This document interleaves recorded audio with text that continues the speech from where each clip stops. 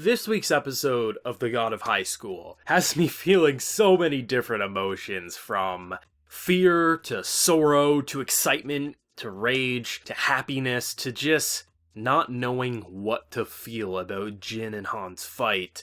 Especially considering Han's entire reason for fighting ended up dead in this episode, to then actually inspiring him to fight for himself. And this episode went above and beyond what this anime has set out in terms of expectations for itself, meaning we definitely haven't seen anything yet. I know every time there's a popular source material finally being adapted into an anime production, that's what you always hear. Oh, if you like this, just wait and see, it's gonna get better. And a lot of the times that is true. The hype does live up, or sometimes it doesn't live up, but it still does get better over time. But there was something about the God of High School's fanbase that just kept saying that the fights that we were seeing were just the beginning. And it was kind of insane to think about because it was already pretty brutal. And the fact that this was just the deciding match to go into the Big Boy League, and the Big Boy League is just gonna keep getting more and more insane, and just the level of brutality and ferocity in this fight,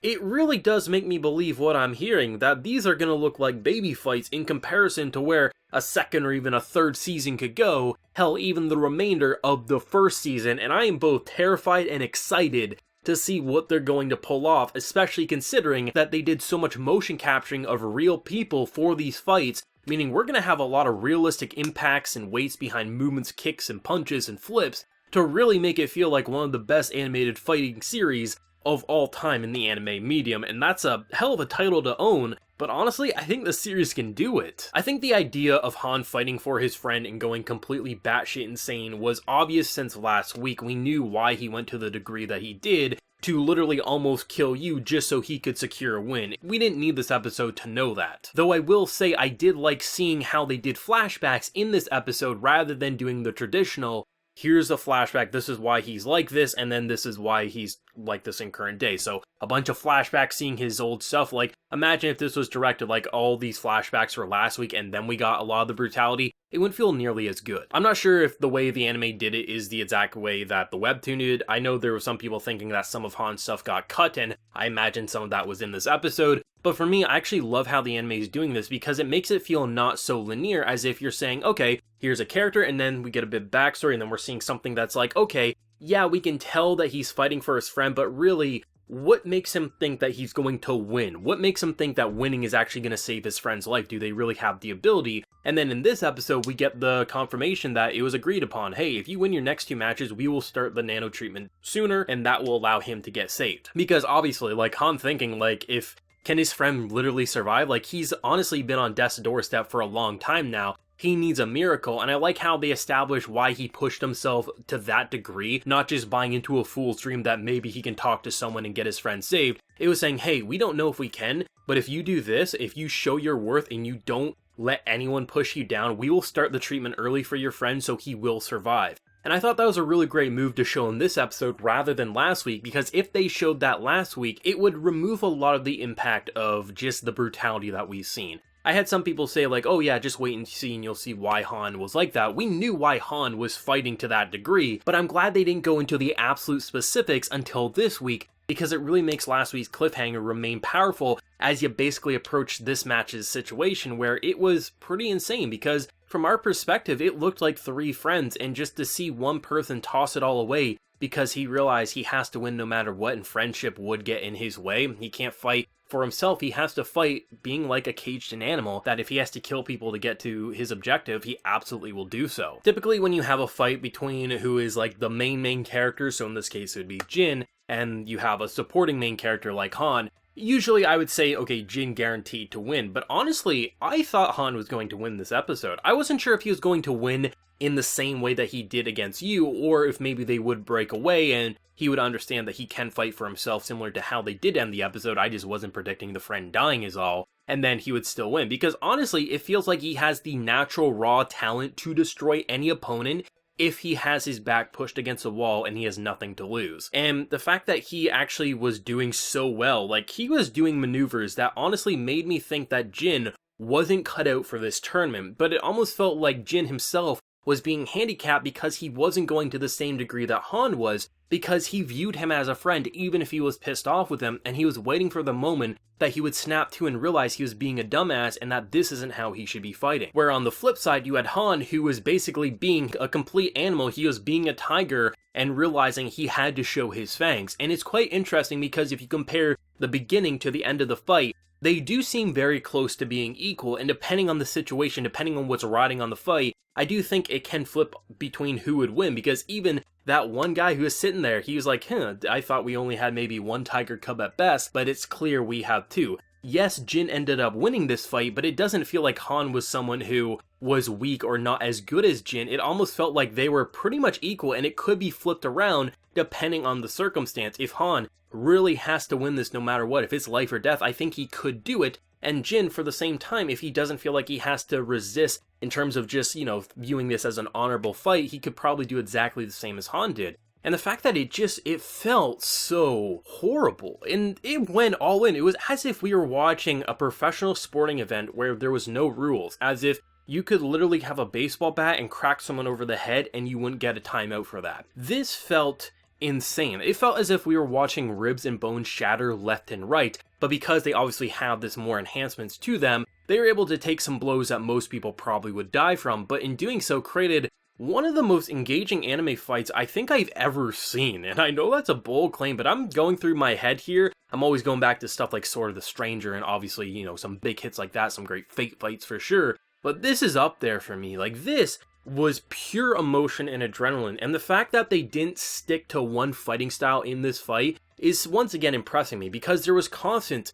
You would see Jin wrap his legs around his neck to spin him and do these somersault flips, and then you would see of course Han just do these incredible punches or kicks, and the fact that there was so many times that they did these moves that you would see the fist just skin across the face or the foot would skin across the face, and the crowd was eating this shit up. They were like, okay, this is a big boy fight. This is something that we've been waiting for. Yet, but at the end of the episode, you see one man being like, is that all they got? Pathetic. And I'm like, okay, clearly the fights are gonna get insane if this is pathetic from this man's perspective, or he's a little too overconfident, maybe a bit of both there. I really liked it because it was blood, sweat, and tears. Maybe not the tears in the traditional sense, but I mean, when you see the lifelessness in Han's face after he gets the confirmation that his friend's dead, that's basically tears in a nutshell. And I actually really like that they told him during the match rather than letting him win, because if they didn't tell him in the match, he would have won. I am convinced without a doubt in my mind Han would have won, because he would have made sure Jin stayed down, because he had more to lose in this situation. But by having his friend be dead, he basically was a husk of his former self, and Jin was about to win.